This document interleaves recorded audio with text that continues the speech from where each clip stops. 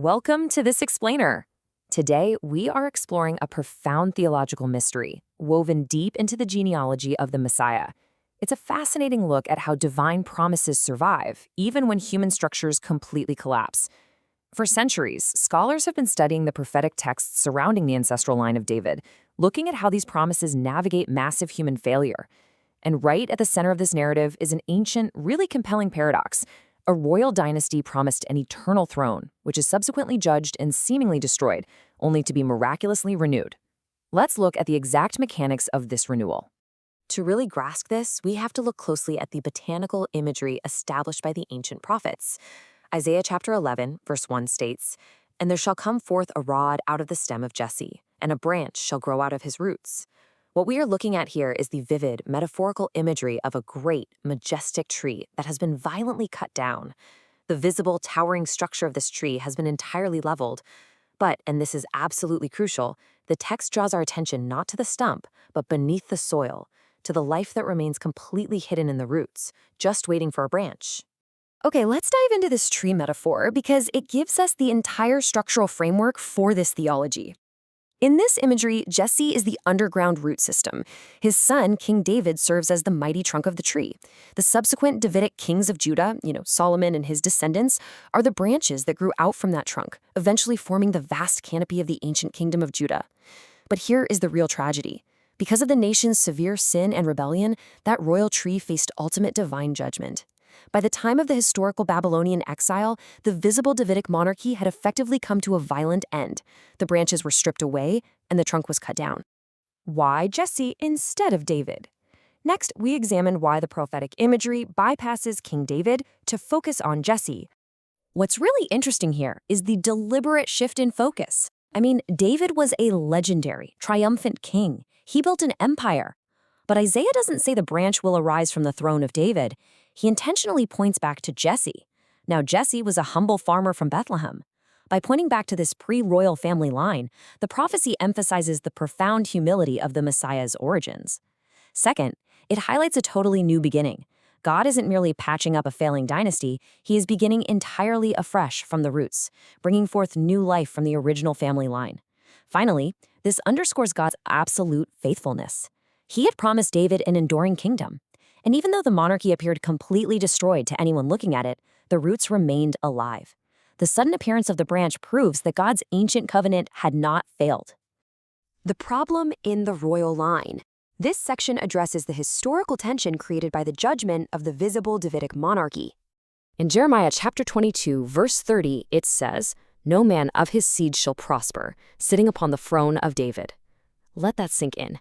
That is a devastating pronouncement. Because of the actions of a king named Jeconiah, a definitive divine curse was placed on his lineage. It effectively severed the royal succession overnight. Think about how massive a blow this was to ancient Israel. The line of kings had hit a definitive theological dead end regarding their right to rule. So the crucial point to understand is that while the royal line through King Solomon and Jeconiah continued chronologically, they kept having children and passing down their names, it now carried this heavy judgment.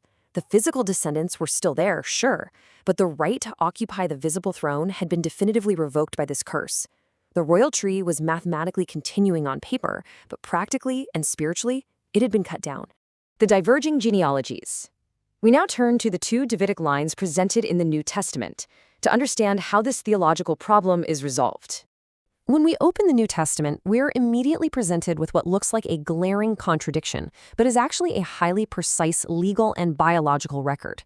We see two different genealogies for Jesus. Matthew's account traces the legal right to the throne. It moves from Jesse to David, through Solomon, down through the kings of Judah, through the cursed Jeconiah, and finally to Joseph. This is the royal succession line. Luke, on the other hand, traces the physical ancestry, the actual bloodline. It moves from Jesse to David, but then it branches off to a son named Nathan, bypassing the kings of Judah entirely and tracing down to Mary's family line.